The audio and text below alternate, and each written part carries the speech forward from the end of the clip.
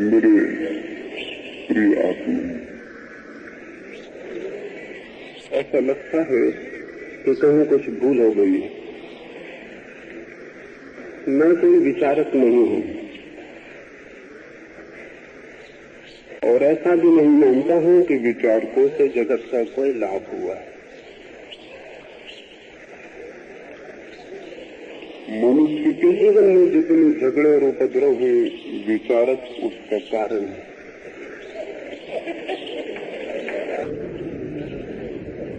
और मनुष्य के जीवन में जीवन को जीने की जो क्षमता कम हुई है, उसका कारण भी विचारक है। न मालूम इतिहास के किस दुर्भाग्य क्षण में आदमी को यह ख्याल आ गया कि विचार के द्वारा जीवन जिया जा सकता है। जीवन में जो भी श्रेष्ठ है वो विचार से उपलब्ध नहीं होता। न सौंदर्य, न सत्य, न प्रेम। विचार एक धोखा है। मैंने सुना है रविन्द्रनाथ एक रात एक बजरे में यात्रा कर रहे। पूर्णिमा की रात्रि थी और पूरा चांद आकाश में था। अपने नाव के छोटे से झोपड़े में एक छोटी सी मोमबत्ती को जला के वे एक किताब पढ़ रहे थे। वो किताब एस्थेटिक्स पर थी, सौंदर्य शास्त्र पर थी। आधी रात तक वे किताब पढ़ते रहे, सौंदर्य क्या है, और फिर ऊब गए और किताब को बंद कर दिया और मोमबत्ती को फूंक मार के बुझा दिया। और तभी अचानक जैसे एक क्रांति घट गई। द्वार के खिड़कियों के बजरे के रंग रंग से चांद की किरणें भीतर आ गईं। मोमबत्ती के धीमे से प्रकाश ने चांद को बाहर रोक रखा था। रविन्द्रनाथ नाचने लगे और उन्होंने दूसरे दिन सुबह कहा, उन्होंने कहा, कैसा अभागा हूं मैं। सौंदर्य बाहर मौजूद था, सौंदर्य पूरे क्षण बाहर प्रतीक्षा करता था और मैं सौंदर्य पर एक किताब पढ़ता रहा। और जब मैंने मोमबत्ती बुझा दी और किताब बंद कर दी तो सौंदर्य मेरे कमरे के भीतर आके नाचने लगा। वे बाहर आ गए, उन्होंने चांद को देखा, झील को देखा, उस रात के सन्नाटे को देखा। सौंदर्य वहां मौजूद था, लेकिन किताब में सिर्फ विचार मौजूद थे। किताब में सिर्फ विचार ही हो सकते हैं, सौंदर्य नहीं हो सकता। विचारक के पास भी सिर्फ विचार ही होते हैं, सत्य नहीं होता, ना सौंदर्य होता, ना प्रेम होता। और विचार सिवाय शब्दों के जोड़ के और कुछ भी नहीं। सब विचार बातें हैं, सब विचार उधार हैं। कोई विचार मौलिक नहीं होता, कोई विचार मौलिक हो भी नहीं सकता। मौलिक होती है अनुभूति और अनुभूति होती है निर्विचार। लेकिन बड़ी पुरानी भूल है, उसी भूल में मुझे भी बुला लिया। वो भूल ये है, हम महावीर को भी विचारक कहते हैं। महावीर विचारक नहीं है। महावीर जो कुछ भी है वो विचार को छोड़ के हैं। बुद्ध को भी विचारक कहते हैं, बुद्ध भी विचारक नहीं है। बुद्ध जो कुछ भी है विचार के पार जाकर है। जिनको हम विचारक कहते हैं उनमें से बहुत से लोग विचारक नहीं है। जिन्होंने इस जगत को कुछ दिया है उन्होंने विचार से नहीं दिया, विचार के पार से लाकर दिया। विचार वाहन हो सकता है अभिव्यक्ति का, उपलब्धि का मार्ग नहीं। लेकिन कुछ लोग सिर्फ विचारक हैं, उनके पास सिवाय शब्दों के संग्रह के कुछ भी नहीं है और उन शब्दों के संग्रह को उन्होंने जीवन समझा हुआ है। इसलिए विचारक मरने के बहुत पहले मर जाता है, उसके पास शब्दों की लाशों के सिवाय कोई जीवन नहीं होता। मैंने सुना है एक फकीर था और फकीर बहुत अद्भुत आदमी था, उसने विचारों पर बड़ा व्यंग किया है। लेकिन विचारक इतने कम समझदार होते हैं कि विचार के ऊपर किए गए व्यंग भी उनकी पकड़ में नहीं आते।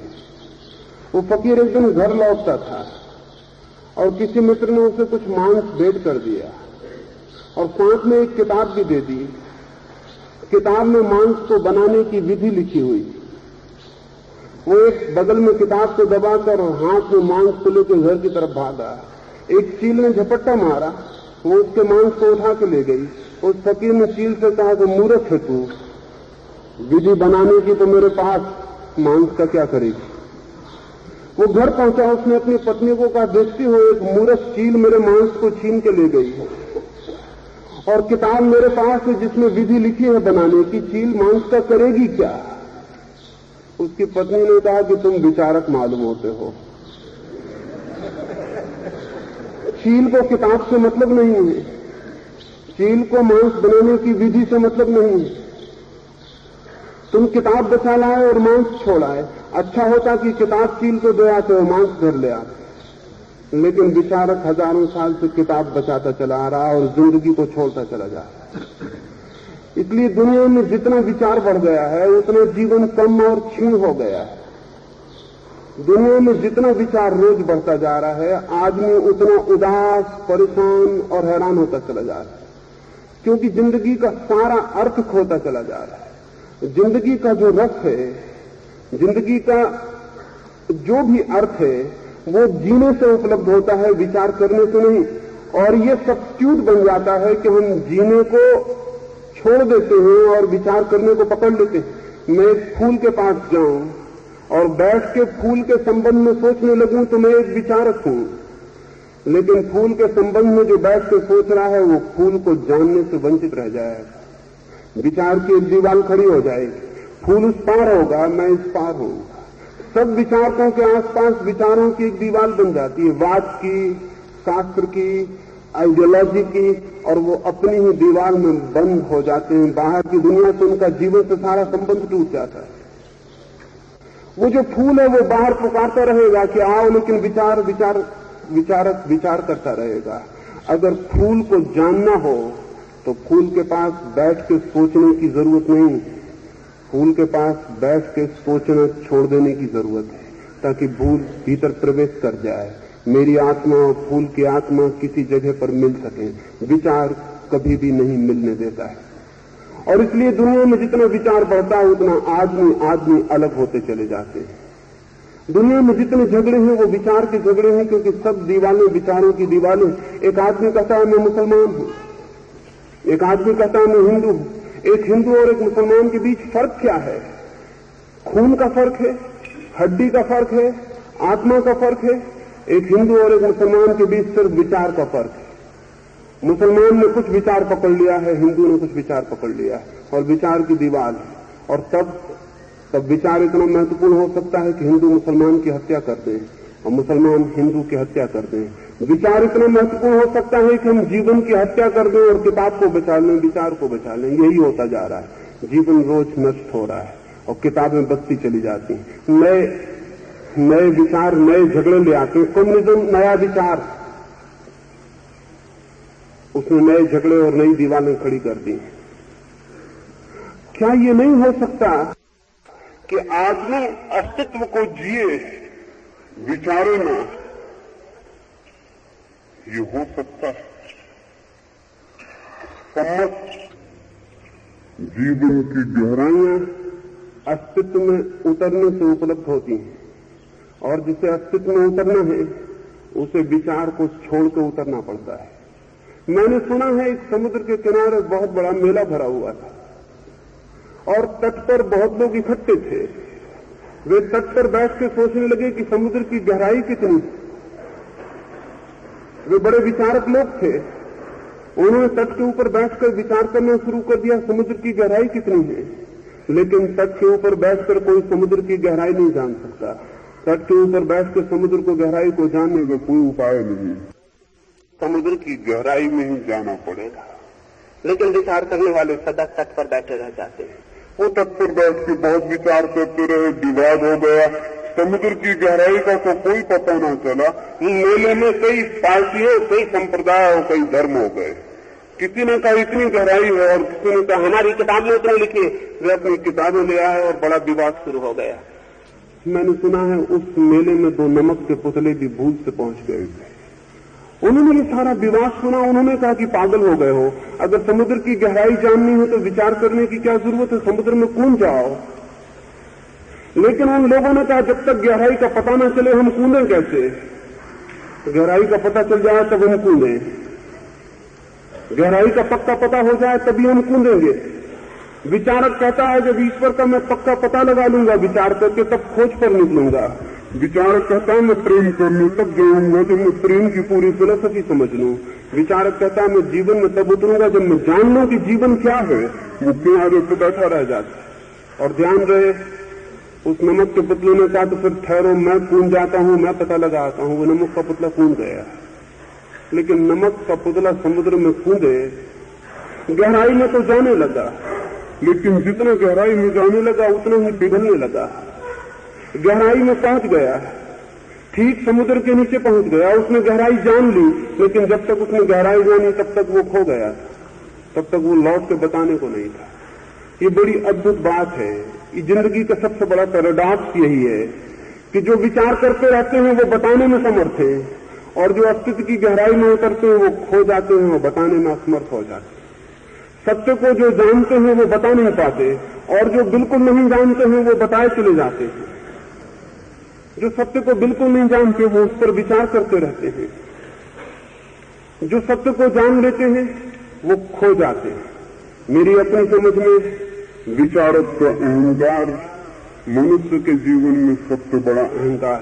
कुछ लोग धन इकट्ठा कर लेते हैं, कुछ लोग विचार इकट्ठे कर लेते हैं। धन को इकट्ठा करने वाले को हम कहते हैं कि क्या संग्रह में लगे हुए हो, और विचार को इकट्ठा करने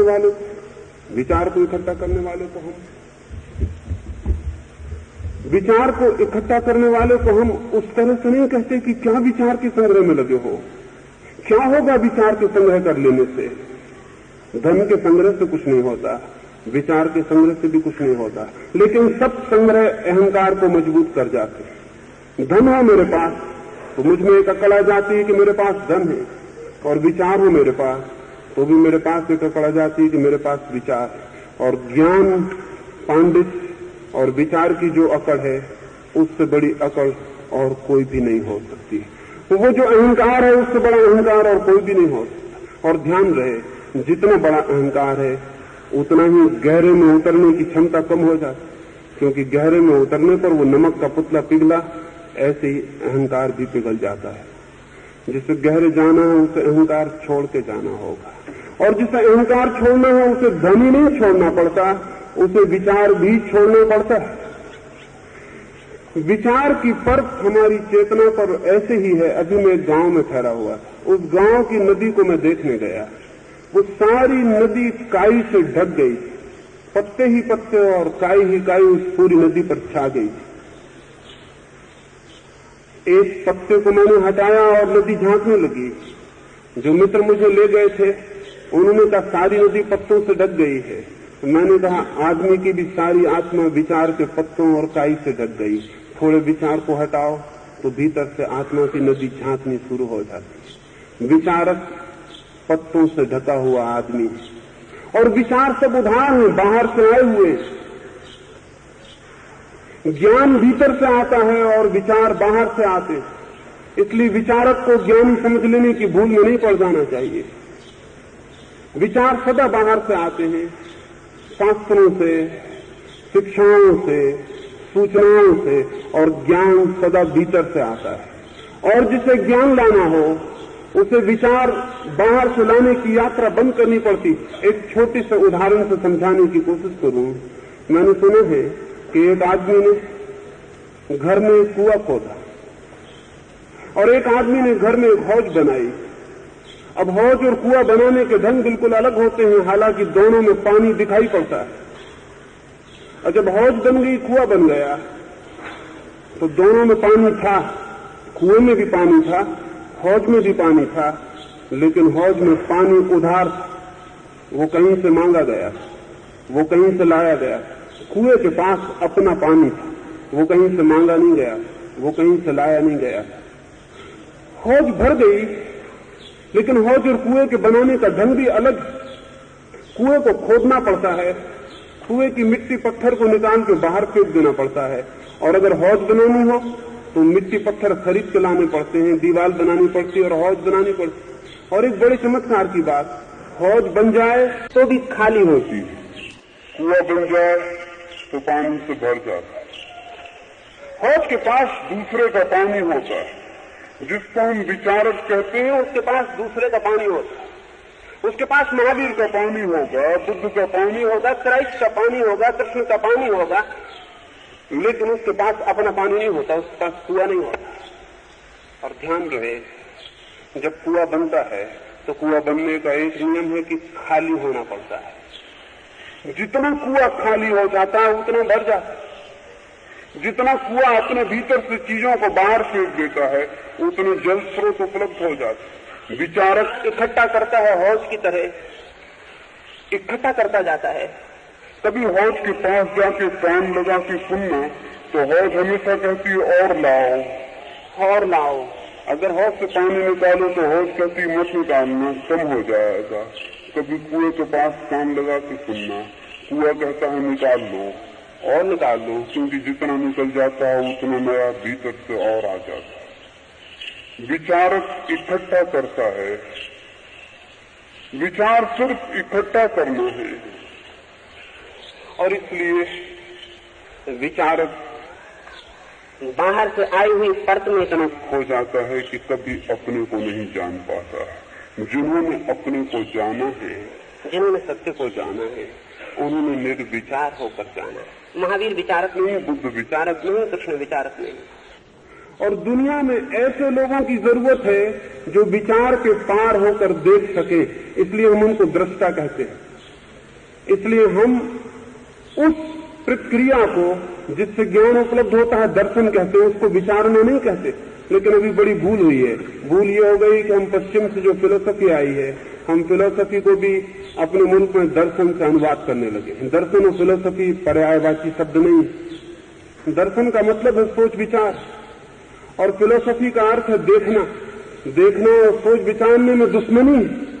जो आदमी देख सकता है सोचता विचारता नहीं, जो नहीं देख सकता वो सोचता विचारता। मैं अगर अंधा हूं और मुझे इस कमरे के बाहर जाना हो तो मैं सोचूंगा कि रास्ता कहाँ है, पूछूंगा रास्ता कहाँ है, पूछूंगा द्वार कहाँ है, कैसे जाऊं, कैसे निकलूं। और अगर मेरे पास आंखें हैं तो मैं सोचूंगा नहीं, पूछूंगा नहीं, उठूंगा और निकल जाऊंगा।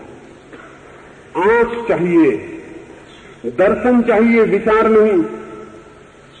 दृष्टि चाहिए, और दृष्टि सदा अपनी होती, विचार सदा दूसरे के होते। दूसरे की दृष्टि आपके पास नहीं होती, दूसरे की आंख से आप नहीं देख सकते, लेकिन दूसरे के विचार का संग्रह आप कर सकते। इसलिए विचारक मेरी दृष्टि में सदा बारोट, सदा उधार आदमी होता है, उसके पास कुछ भी नहीं होता। विचार से ज्यादा दरिद्र आदमी, दीन आदमी खोजना बहुत मुश्किल है। लेकिन हमें लगता है कि विचारक के पास बहुत कुछ है, क्योंकि जो उसने इकट्ठा किया है वो हमारी आंखों को चौंकाता है। जो उसके पास हमें दिखाई पड़ता है उससे लगता है उसके पास बहुत कुछ है। जो उससे हम सुनते हैं, जो वो लिखता है, उससे हमें लगता है उसके पास बहुत कुछ है, और हम भी तब विचार इकट्ठा करने में लग जाते हैं। हमारी सारी शिक्षा विचार इकट्ठा करवाने की शिक्षा है, इसलिए हमारी शिक्षा ज्ञानी को पैदा नहीं कर पाती, क्योंकि वो दृष्टि और दर्शन पैदा करने के लिए कोई प्रयोग नहीं करती। इधर मैं छोटी सी बात अंत में कहना चाहूं, और वो ये कि मनुष्य की चेतना में दो क्षमताएं हैं, एक विचार की और एक निर्विचार की। एक सोचने की और एक देखने की। सोचने में जो अलग जाएगा वो देखने को भूल जाएगा, और जो देख लेगा उसे सोचने की फिर कोई जरूरत नहीं रह जाती, उसके पास आंखें उपलब्ध हो जाती। बुद्ध के पास एक बार एक आदमी को कुछ लोग ले आए, वो आदमी अंधा, उसके पास आंखें न थी। उसके मित्रों ने बुद्ध को आके कहा कि ये आदमी अंधा है, हमारा मित्र है, हम इसे समझाते हैं कि प्रकाश है, हम समझाते हैं कि सूरज है, लेकिन ये मानने को तैयार नहीं होता। ये कहता है कि कैसे हो सकता है। हम इसे कहते हैं कि है, तर्क देते हैं तो ये कहता है कि हम तुम्हारे प्रकाश को छू कर देखना चाहते हैं। जरा प्रकाश को ले आओ, हम छू कर देख लें। प्रकाश को हम ले आते हैं लेकिन ये छू नहीं पाता। ये कहता है तुम अपने प्रकाश को थोड़ा बजाओ तो हम सुन लें, लेकिन हम प्रकाश को कैसे बजाएं? ये कहता है प्रकाश को मेरे मुंह में दे दो, मैं थोड़ा चख लूं, लेकिन हम प्रकाश का स्वाद कैसे दिलवाएं?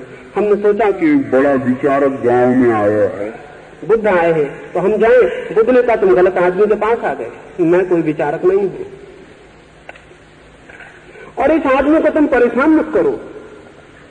अच्छा है कि ये नहीं मानता, क्योंकि जिसके पास आंख नहीं है वो माने क्यों? और अगर मान लेगा तो विचार में पड़ जाएगा। सब मान्यताएं विचार में ले जाती है। अगर एक अंधा आदमी मान ले कि प्रकाश है तो प्रकाश का होना उसके लिए सिर्फ एक विचार होगा, अनुभव नहीं होता। बुद्ध ने कहा इसे तुम विचारकों के पास मत ले जाओ, अच्छा होगा किसी वैद्य के पास ले जाओ। विचारक क्या करेगा? विचार दे देगा। वैद्य के पास ले जाओ जो उसकी आंख की चिकित्सा कर सके। वे उसे वैद्य के पास ले गए। उस आदमी की आंख पर जाली थी, कुछ दिन के दवा के प्रयोग से वो जाली कट गई और वो आदमी ने प्रकाश देखा और वो नाचने लगा और वो खोजता हुआ बुद्ध के पास गया, उनके चरण पकड़ लिए और उस आदमी ने कहा कि आपने बड़ी कृपा की, अन्यथा वो सब विचारक मुझे मिलकर मार डालते। वो मुझे समझाते थे कि है और मुझे दिखाई नहीं पड़ता था, अब मुझे दिखाई पड़ रहा है और मैं जानता हूं कि जो देखने से जाना जा सकता है वो समझाने से नहीं जाना जा सकता। मैं कैसे समझता कि प्रकाश है, और अगर समझ लेता तो भी उस समझ का क्या मूल्य था? नहीं, विचार की उतनी जरूरत नहीं है जितनी दृष्टि और दर्शन की जरूरत है। और दृष्टि और दर्शन चाहिए हो तो चित्त ऐसा होना चाहिए जो विचारों को अलग करने में समर्थ हो जाए। थोड़ी देर को, थोड़े क्षणों को ही सही, अगर 24 घंटे में कोई व्यक्ति सारे विचारों से अपने को मुक्त कर ले और सिर्फ रह जाए, मात्र रह जाए, सोचे न सिर्फ हो जाए, थिंकिंग नहीं सिर्फ बीइंग, तो उसकी जिंदगी में वो सब उतर आएगा जो श्रेष्ठ है, जो सुंदर है, जो सत्य। एक अंतिम कहानी अपनी बात में पूरी करूंगा। मैंने सुना है इस पहाड़ के ऊपर एक आदमी खड़ा था। सुबह सुबह सूरज निकला और अभी रोशनी में चारों तरफ वृक्षों पर जागरण ला दिया है और पक्षी गीत गाते हैं और वो आदमी चुपचाप खड़ा। कुछ लोग घूमने निकले हैं। 3 मित्र रास्ते से नीचे गुजर रहे हैं। उन्होंने उस आदमी को वहां खड़े देखा और एक मित्र ने कहा यह आदमी यहां क्या करता होगा? अब सच तो यह है कि कोई जरूरत नहीं कि वह आदमी वहां क्या करता होगा, लेकिन विचार करने वाले लोग व्यर्थ का विचार करते रहते। वो तीनों विचारक रहे होंगे। एक ने कहा कि वह आदमी वहां क्या करता है। दूसरे आदमी ने कहा कि जहां तक मैं समझता हूं, जहां तक मैं सोचता हूं, कभी कभी उस फकीर की जो वहां ऊपर खड़ा है गाय खो जाती। वो अपनी गाय को खोजने के लिए पहाड़ पर खड़े होकर देखता होगा गाय कहां है। लेकिन पहले आदमी ने कहा तुम्हारी बात ठीक नहीं मालूम पड़ती। विचारकों को कभी एक दूसरे की बात ठीक मालूम पड़ती ही नहीं। उस आदमी ने कहा तुम्हारी बात ठीक नहीं मालूम पड़ती। नहीं मालूम पड़ती इसलिए कि अगर वो गाय को खोजता होता तो चारों तरफ आंख भटकती उसकी, चारों तरफ देखता, वो तो चुपचाप एक ही तरफ देखता हुआ खड़ा। खोजने वाला आदमी एक तरफ नहीं देखता, सब तरफ देखता है। लेकिन तीसरे आदमी ने कहा तुम्हारी बात मुझे ठीक मालूम नहीं पड़ती। बातों की दुनिया में कभी कुछ ठीक मालूम पड़ता ही नहीं। उस तीसरे आदमी ने कहा कि मैं जहां तक समझता हूं कभी कभी ऐसा होता है कि वो अपने मित्र सांस लाता है, मित्र पीछे छूट जाता है तो वो खड़े होकर उसकी प्रतीक्षा करता होगा। उस पहले आदमी ने कहा नहीं ये ठीक नहीं है, क्योंकि अगर कोई किसी की प्रतीक्षा करता हो तो कभी कभी पीछे लौट के भी देखता है, वो पीछे लौट के देख ही नहीं रहा। तब उन दोनों ने पूछा कि तुम क्या कहते हो? उस आदमी ने कहा जहां तक मैं सोचता हूं। अब मजा यह है कि ये तीनों सोच ही सकते हैं, क्योंकि वो आदमी क्या कर रहा है ये वही जान सकता है, बाहर से तो सिर्फ सोचा ही जा सकता है।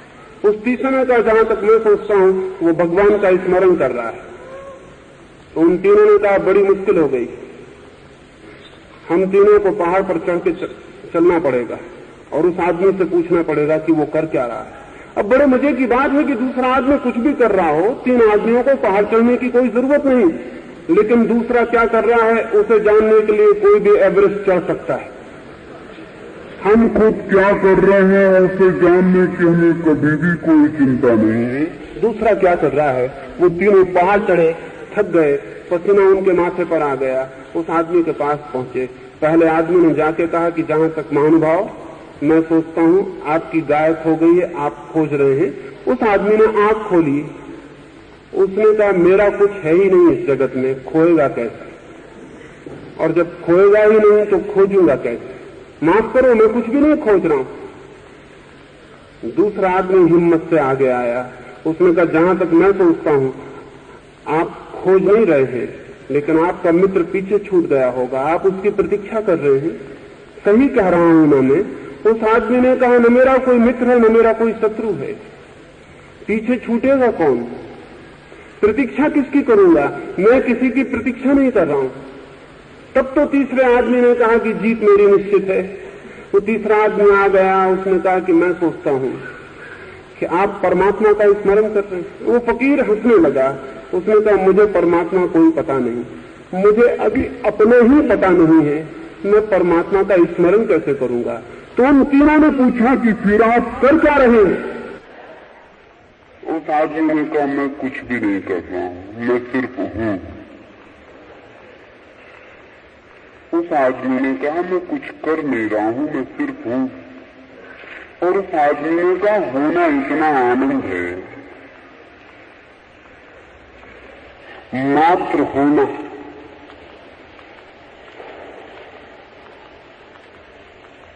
जिन लोगों ने सत्य को जाना है, प्रेम को, परमात्मा को, कोई भी नाम दे, मुक्ति को, मोक्ष को, उन सबने उस क्षण में जाना है जब बाहर की भी सारी क्रिया खो गई है और भीतर भी विचार की सारी क्रिया खो गई, जब क्रिया मात्र खो गई है और सब सन्नाटा हो गया और सिर्फ होना मात्र रह गया, जस्ट एग्जिस्टिंग। उस क्षण में हम जुड़ जाते हैं सबसे विराट से। और जब तक विचार की गतिविधि है तब तक टूटे रहते हैं, नहीं जुड़ पाते। तो मुझे गलती से बुला लिया और इतना समय भी मैंने आपका लिया, उसके लिए माफी मांगने के सिवाय और कोई उपाय नहीं। मैं कोई विचारक नहीं हूं और मैं चाहता हूं कि कोई विचारक हो। दृष्टा चाहिए, दर्शन चाहिए, दृष्टि चाहिए, वो आंख चाहिए भीतर जिससे जीवन के परम सत्य का अनुभव होता है। मेरी बातों को इतने प्रेम और शांति से सुना, उससे अनुग्रहित हूं और अंत में सबके भीतर बैठे परमात्मा को प्रणाम करता हूं। मेरे प्रणाम देता।